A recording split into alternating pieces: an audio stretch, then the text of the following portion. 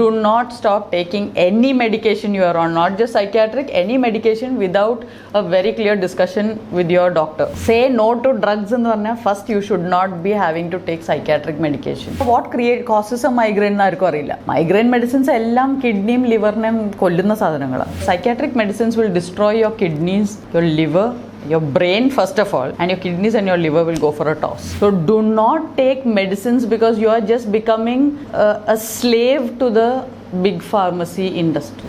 Those of you who think my life is so hard, it's so difficult, oh I can't do this, and youngsters who are stupidly thinking suicide is the answer, it's bullshit. No, that is your ego talking rubbish. ഞാൻ anti anxiety tablets കഴിക്കുന്നുണ്ട്. ഞാൻ കഴിഞ്ഞ 5 വർഷമായിട്ട് ഡിപ്രഷൻ്റെ മരുന്ന് എടുക്കുന്നുണ്ട്. ഇതിപ്പോൾ common language ആണ്.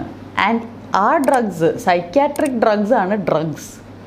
സേ നോ ടു ഡ്രഗ്സ് എന്ന് പറഞ്ഞാൽ first you should not be having to take psychiatric medication. നമ്മുടെ ഇപ്പോഴത്തെ സൊസൈറ്റിയിൽ സൈക്യാട്രിക് മെഡിക്കേഷൻ എന്ന് പറയുന്നത് ഹാസ് ബിക്കം കോമൺ പ്ലേസ്. എല്ലാവരും അത് എടുക്കുന്നത് നല്ലതാണെന്നാണ് പറയുന്നത്. അത് ബിഗ് ഫാർമയാണ്. It's just big pharma which does. ഇപ്പം നിങ്ങൾ cholesterol, BP, sugar, psychiatric medicines, ഇത് എന്ത് സാധനവും നിങ്ങൾ സ്റ്റാർട്ട് ചെയ്ത് കഴിഞ്ഞാൽ you cannot stop it. Withdrawal symptoms ഉണ്ടാവും. ഇപ്പോൾ കൊളസ്ട്രോളിൻ്റെ നിങ്ങൾ ചെറിയ ക്വാണ്ടിറ്റി സ്റ്റാറ്റിൻ എടുത്തു തുടങ്ങിയാൽ നിങ്ങൾക്കത് നിർത്താൻ പറ്റില്ല. നിർത്തിയാൽ നിങ്ങളുടെ കൊളസ്ട്രോൾ ഷൂട്ടപ്പ് ചെയ്യും. 190 കൊളസ്ട്രോൾ ഉള്ള ഒരാൾക്ക്, അതും ഇതിൻ്റെ ബോർഡർ ലൈൻസ് മെഡിക്കൽ ഇൻഡസ്ട്രി മാറ്റിക്കൊണ്ടേയിരിക്കും, ഈ ബിഗ് ഫാർമ മാറ്റിക്കൊണ്ടേയിരിക്കും. ബിക്കോസ് 10 years ago കൊളസ്ട്രോളിൻ്റെ അല്ലെങ്കിൽ ഷുഗറിൻ്റെ ഒക്കെ ബോർഡർ ലൈൻ എന്ന് പറയുന്നൊരു ലെവലുണ്ടല്ലോ, 230 ആയിരുന്നെങ്കിൽ ഇപ്പോൾ കൊളസ്ട്രോളിൻ്റെ ബോർഡർ ലൈൻ 190 ആണ്. അതെങ്ങനെ മാറി? മനുഷ്യന്മാർ മാറിയോ അതോ ബിഗ് ഫാർമ മാറ്റിയോ? സോ 10 വർഷം മുമ്പ് വരെ 230 വരെ ഡോക്ടർ പറയും കുഴപ്പമില്ല, you are fine, you only 190, 230 ആണ് border line.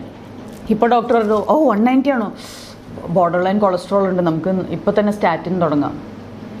So what is it? നിങ്ങളുടെ ഇനി ഇവിടെ നിങ്ങളുടെ എത്ര ആയുസുണ്ടോ അത്രയും കാലം നിങ്ങൾ ആ ബിഗ് ഫാർമയുടെ സ്ഥിരം കസ്റ്റമറാണ്. എല്ലാ മാസം നിങ്ങൾ റിലീജിയസ്ലി പോയി നിങ്ങളുടെ ടാബ്ലറ്റ്സ് വാങ്ങിക്കും. ഒരു ചിന്ത പോലും കൊടുക്കാതെ that you can change your life style, you can change your diet, you can start doing exercise or change your eating habits, sleeping habits, അല്ലേ? ലൈഫ് സ്റ്റൈൽ ഡിസോർഡേഴ്സ് എന്നല്ലേ പറയുന്നത് ഇതിനൊക്കെ? അതുതന്നെയാണ് സൈക്യാട്രിക് ഡിസോർഡേഴ്സ്. ഇപ്പോൾ എല്ലാവർക്കും ലൈഫ് സ്റ്റൈൽ ഡിസോർഡർ ആണ്. So do not take medicines because you are just becoming a slave to the big pharmacy industry. I had to take psychiatric medication. So how did you, because I am a clinical psychologist. ഇത്രയും വർഷം എടുത്തത് തന്നെ dependency കാരണമല്ല. I am not dependent on the medicine. Medicine എനിക്കൊരു എന്നെ പിടിച്ച് വലിച്ചു വെച്ചിരിക്കുന്ന പോലെ എനിക്ക് തോന്നുന്നത്. It's not letting me be me. ഞാൻ എൻ്റെ ഒരു സബ്ഡ്യൂഡ് വേർഷനിലാണ് എന്നെ വെക്കുന്നത്. പക്ഷേ I was having to take it because my family did not understand what I was telling them. ഞാനിപ്പോൾ ഈ പറയുന്ന കാര്യങ്ങൾ തന്നെ നിങ്ങൾക്ക് പുതിയ ഇൻഫർമേഷൻ അല്ലേ ഞാനിപ്പോൾ ഇത്ര നേരം സംസാരിച്ചത്. But when you look at it actually പുതിയ ഇൻഫർമേഷൻ അല്ല. നമ്മുടെ ഒക്കെ ഉള്ളിൽ ഈ അറിവുണ്ട്, ബട്ട് ഇതുപോലെ ചിന്തിച്ചിട്ടില്ല നമ്മളാരും. ഇതന്നെയാണ് ഞാൻ ഇപ്പോൾ പറയുമ്പോൾ it's still okay. 20 years ago when I said this, my parents just got scared. They said ഞാനിങ്ങനെ അല്ലായിരുന്നു.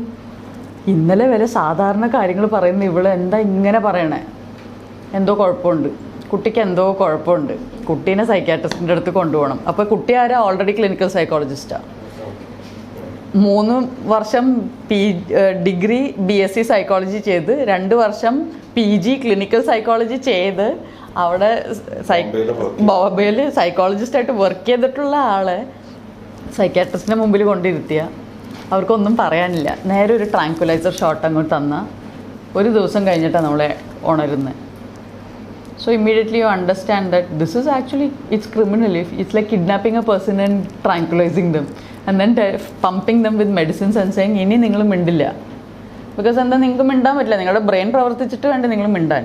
So what I did is, everyone has seen that also. In 2017 I decided I cannot take these medicines anymore because psychiatric medicines will destroy your kidneys, your liver, your brain first of all, and your kidneys and your liver will go for a toss.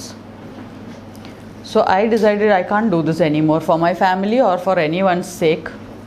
I can't. but I know that it's going to create heavy withdrawal. So I stopped taking it gradually. I do not recommend, please, this is a huge disclaimer, please put it out big, it's put in my book everywhere. Do not stop taking any medication you are on, not just psychiatric, any medication without a very clear discussion with your doctor. I myself was my doctor, I am a clinical psychologist, and so I took it at my own risk. But if you are not, please do not experiment with this. If you are a clinical psychologist or a psychiatrist, please go ahead and follow your own dictates, or if you're a doctor, do your own thing. But a common man who is not a doctor or not a clinical psychologist, not a psychiatrist, this is just for information. This is just so that you think of other options. But please do not try to mimic anything I did. Anything in my entire book, do not try to mimic me, do not copy what I did. Migraine, the sort of new definition that you have given. That was interesting, the way expand new information coming in. Because medical സയൻസിൽ ഈ answers ഇല്ലാത്ത ഒരുപാട് കാര്യങ്ങളുണ്ട്. ആ കാര്യങ്ങളൊക്കെ ഒന്ന് എടുത്ത് നോക്കിയാൽ മതി. അതിലൊക്കെ there is this spiritual aspect that migraine എന്തുകൊണ്ടാണ്, വാട്ട് കോസസ് എ മൈഗ്രെയിൻ എന്ന് ആർക്കും അറിയില്ല. അതിന് മരുന്നുമില്ല, വെറുതെ കംപ്ലീറ്റ് ബ്രെയിനിനെ നമ്മിയെന്നൊരു പെയിൻ കില്ലേഴ്സ് ഉള്ളൂ. And they very dangerous drugs. Migraine medicines എല്ലാം കിഡ്നിയും ലിവറിനെയും കൊല്ലുന്ന സാധനങ്ങളാണ്.